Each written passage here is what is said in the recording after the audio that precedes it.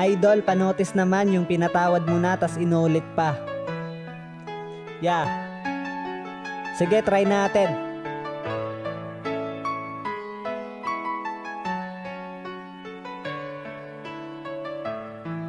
Haragan!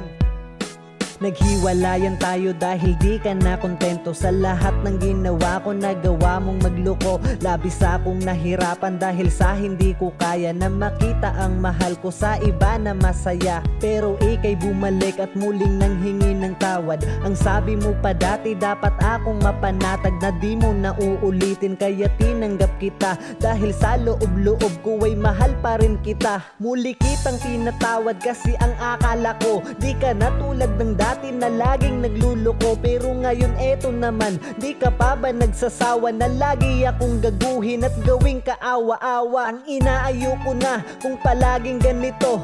Maawa ka naman, wag mong gawing uto-uto.